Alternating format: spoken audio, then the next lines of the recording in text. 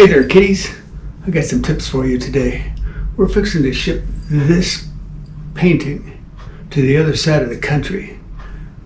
FedEx makes boxes that'll do this, but there are some surprises that go with that. So I'm going to show you how we find this out and how we fix it. This is a 24 by 36 oil painting.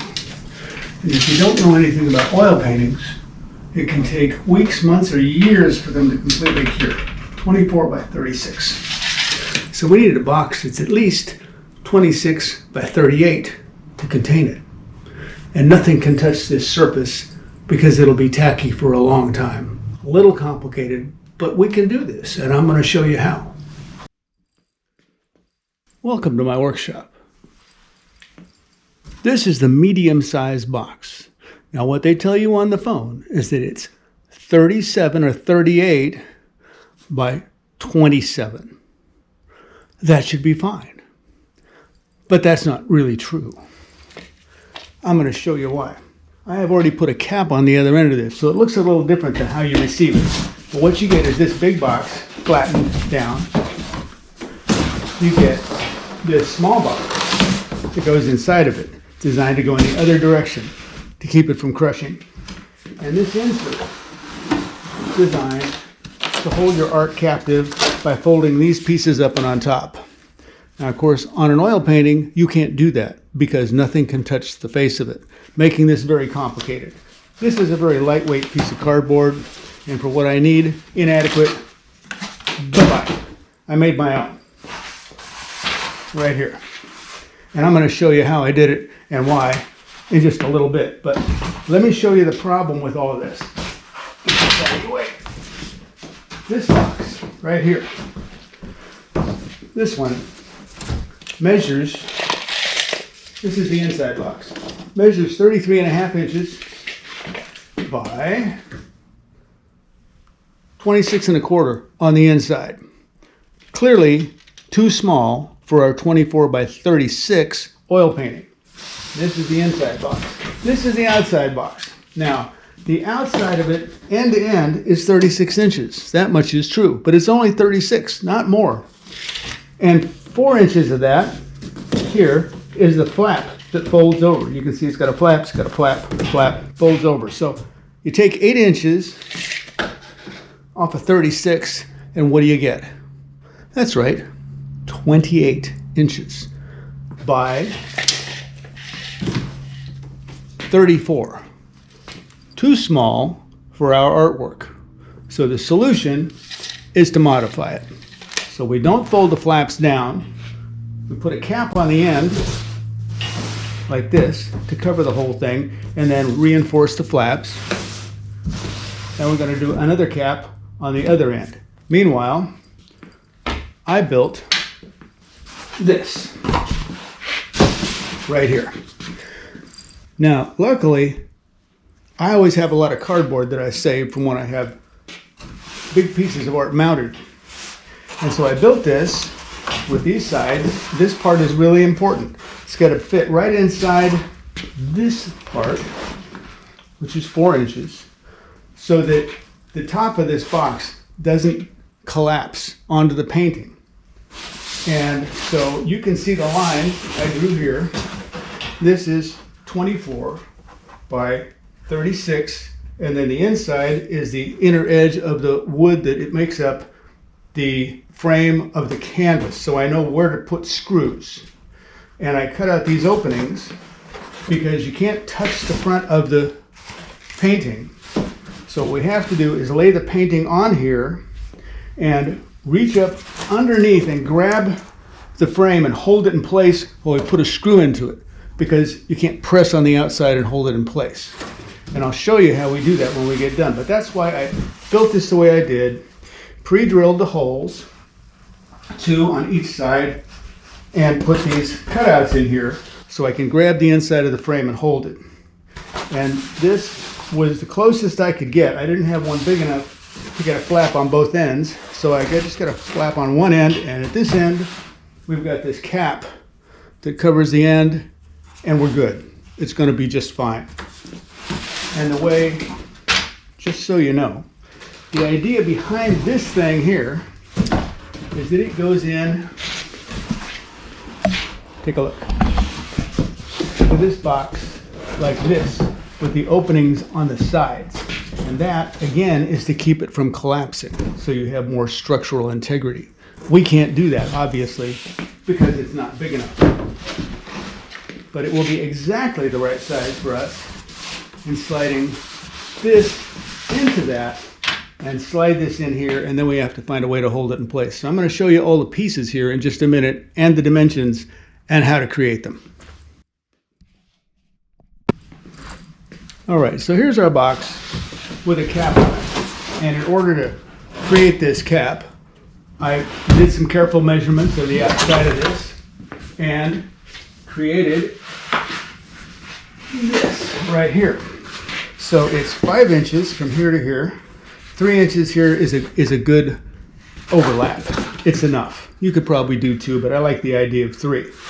So I measured this out to be the exact length of this, which is 34 inches wide by 5 inches here, 3 inches there, and folded it with one of these. This is a sheetrock T-square, handy item. You can use the edge of a bench if it's got a good sharp edge, but you can't use something like this with a carpeted edge because it's too round. You won't get a sharp crease. And then this is going to fit right over here. We'll just set that like this, fold it up, flap down on the sides, flaps like this, tape the whole thing. There you go, just like that. And that's going to make for a good solid end cap on this. And again, these are the flaps. So you want to keep them intact and don't bend them because you'll lose strength. That's how we created this. These are the dimensions. At the same time, in order to make this thing work, we need this box to go inside here once that insert goes into it. So the problem with that is it's smaller than this box. And so to solve that problem, you see we got a gap on either side of it. We needed to hold it in place so it's not going to slide around or we're going to have problems. So that caused me to create 2 of these. They're 4 inches high and the edges are 3 inches wide, and that's exactly what it takes to hold this in place. So I slide it down with the edges out and this side against the box that goes in here. And then we take this one right here, do the same thing over here. There may be a little gap, but not much. And we just slide it in as far as it'll go. And then this doesn't slide around. And then this piece will slide neatly right into here. And I don't have a lot of maneuvering here, so I'm not going to bump my tripod, but I want you to be able to see what I'm doing. Now I need to get around the other side. This goes right in here like this. After we put the art on it, slides all the way in, and this goes in here. It fits perfectly. This flap fits perfectly right inside that. And we have it right up against the outer edge, and this cap is going to hold it all in place. That's how it's going together. Now, I'm going to take this back out and leave the rest of it in. I don't need to move it again. You don't need to tape it or anything else. It's just going to hold its place by friction. The next thing is for me to show you how we put art on this. And that's going to be a little bit of a challenge. We've got to get clever about this, and ideally, I have to be underneath it to screw it in place. Don't have a lot of room here for that. All right, so here's what we need to fasten the art in place. Screw gun, washers, the widest you can get and the thinnest you can get, and screws that will go through the cardboard into the wood, but not a lot farther. We do not want to go through the front of the canvas. That would be bad. So we have washers, we have screws, and we have a screw gun. We have all the parts we need, and now we need the painting. So with any luck, I got my lines exactly right here. And if I didn't, then we have to guess. And remember, we can't touch the surface of this.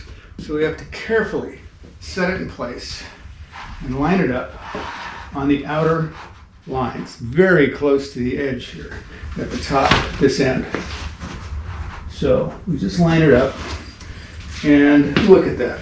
I'm within about a 1/16 of an inch everywhere, which is fine. It's not crucial that it be perfect, just that we know where it is on the bottom. So I can put the screws through it safely. So here, take a look. Here we are. Got it all lined up. And one of your friends is a yoga mat. This is when you like yoga mats. Probably for nothing else in my world, but great to lay on because it's a little bit spongy. It doesn't take up a lot of room. So now I'm going to put some screws in the bottom of this, through washers, because if you just put the screws in through the cardboard, they're likely to tear through the cardboard and nothing's going to work. So put it through a nice washer like this and you're good. So here we go, kids. Let's see if this works the way I planned. It's a little tricky. We have a little wiggle room, but not a ton. So I have holes pre-drilled, luckily, which was my plan. And they are in good places. And right where the notches are cut, for me to reach around and grab the top of the frame and hold it snugly in place. Just hold it. There you go. It does not have to be ridiculously tight. It just has to be snug, because we're not going to have this thing out on a NASCAR track or anything. At least I hope not. Of course, with FedEx, you never know. Anything's possible, right? I'm going to move all my hardware over where I can get to it more easily, like right there. Okay, so time for one more screw on this side. And then we got to rotate it.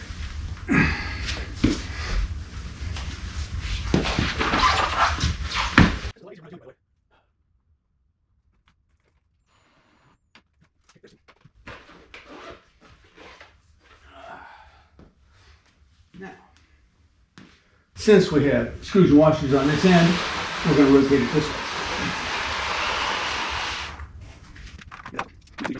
Screw holes are a lot closer together on this side, or this end, as it were. And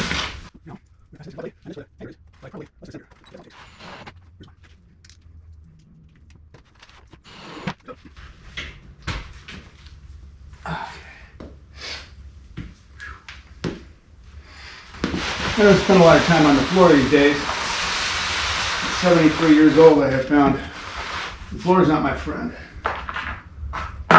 Neither is gravity, for that matter. But, you know, it can be worse. Whatever it is, it can always be worse.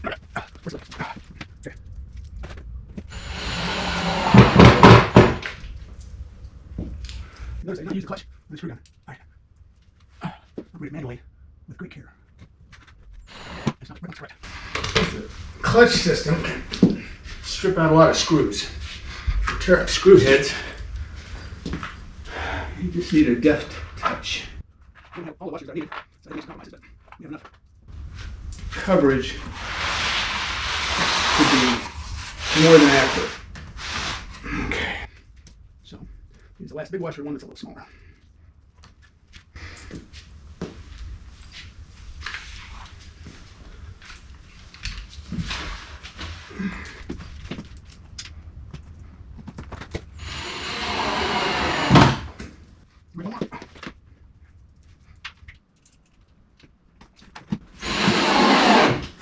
Okay, so now, I just want you to see this. Check that out. It's perfect. 1, 2 screws on each side. Way to hold it to get them out. And this just goes into the box and we're almost done. So let me move this over, get this out of the way. Incredibly useful. This is how this goes. And I have a piece of cardboard glued into the end cap on the other end, just so that the box top rests on it. That's this. There you go.